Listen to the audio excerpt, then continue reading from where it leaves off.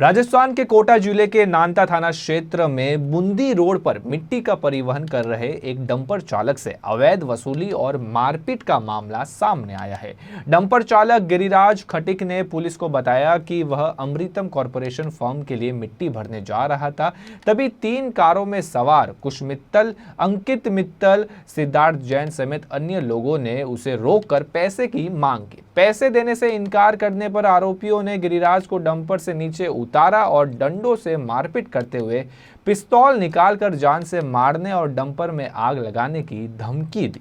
अमृतम कॉरपोरेशन के मालिक सौरभ खांडल ने बताया कि कुश मित्तल और उसके साथी अवैध वसूली के लिए पहले भी पकड़े जा चुके हैं।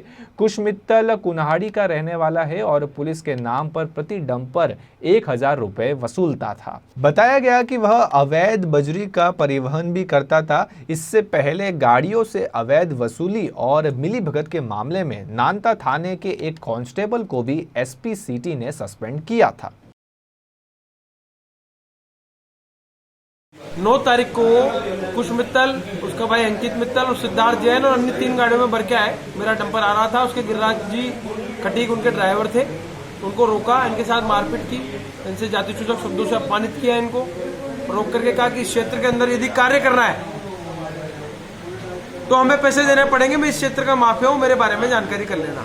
वो कॉलर पकड़ के घसीट के उतारा कि तेरी गाड़ी में आग लगा देंगे, तेरे सेठ से मेरी बात कर। जब मेरी बात करवाएगी तो कुश मित्तल ने, जब मेरी बात कराई गई तो कुश मित्तल ने मुझे गाली गलौज करी कि यदि तुझे तेरी खैर चाहता है और तेरी गाड़ी की खैर चाहता है तो यहाँ आकर के इस तेरी गाड़ी को ले जा और मुझे पैसे दे जा, जो तेरी गाड़ी की आग लगा दूंगा। जब मैं वहां पहुंचता हूँ तो मेरे ड्राइवर की कॉलर पकड़ रखी थी, उसने जातिसूचक शब्दों से अपमानित कर रहा था।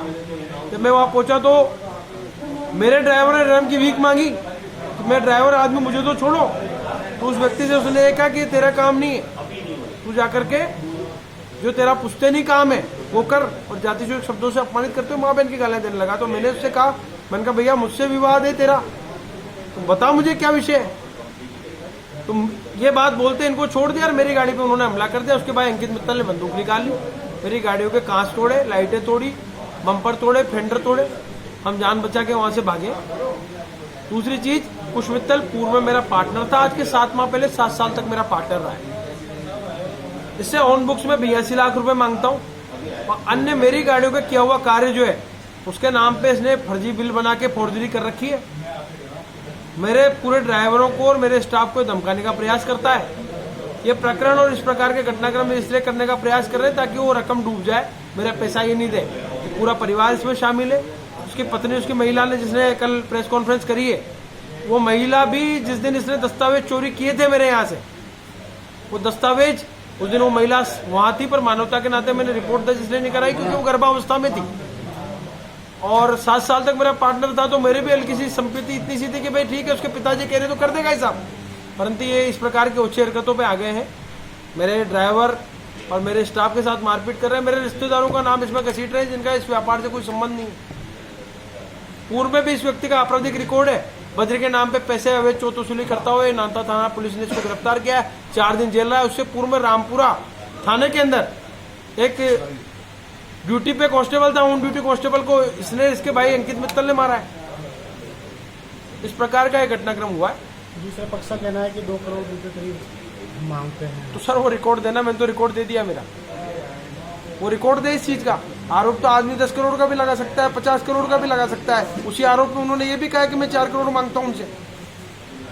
जो कारोबार कर रहे हैं वो वैध है? वैध है। मेरा कारोबार वैध है। मैंने आज दिन तक अवैध कार्य नहीं किया है। मेरे खिलाफ अवैध खनन और अवैध कारोबार की आज दिन तक न कोई रिपोर्ट है, न कोई मुकदमा है। मैं साफ छवि का व्यक्ति हूँ, सामाजिक व्यक्ति हूँ। कौन कर रहा है अवैध? अब आप ये सोच लीजिए कि देवनारायण योजना की एसटीपी है, उस एसटीपी में खोद के यदि प्राइवेट साइडों में बेच रहा है तो माइनिंग को उसकी एसटीपी खारिज करनी चाहिए। व्यक्ति यदि मिट्टी के खनन का कहीं एक जगह का एसटीपी शॉर्ट टर्म परमिट अल्पावधि अनुमति पत्र प्राप्त करता है, देवनारायण योजना के अंदर मिट्टी की क्वांटिटी खत्म हो चुकी है, सिर्फ वो बिल के अंदर सबमिट करने के लिए एसटीपी बनेगी 2 महीने का एक्सटेंशन लेकर के। उसके नाम पे ये व्यक्ति खनन करता है और निजी फार्मों पे पैसे लेकर के मिट्टी को डाल रहा है। ये तो कानूनन नहीं है। माइनिंग और अन्य लोग भी इसमें संदेह के घेरे में आते हैं, तो उसके एसटी भी खारिज करनी चाहिए। परिवार का कहना है कि हमें डर है आपसे। डर तो सर हमें है, मेरे पूरे स्टाफ को है। वो व्यक्ति इस प्रकार के प्रोपेगेंडा इसलिए करता है कि वो इस चीज को खा जाए। उन्होंने मुझे कई बार झूठ मूठ आत्महत्याओं की धमकी भी दी कि पैसा डूब जाए, परंतु ऐसा संभव हो सकता है कि जिससे मैं पैसा मांगता हूँ वो ऐसा करने से डूब जाएगा। जिसका पैसा उसको देना ही पड़ेगा, हिसाब देना ही पड़ेगा। पूरा हिसाब चोरी करके पहले ले गए थे मेरे से अलग होने के बाद।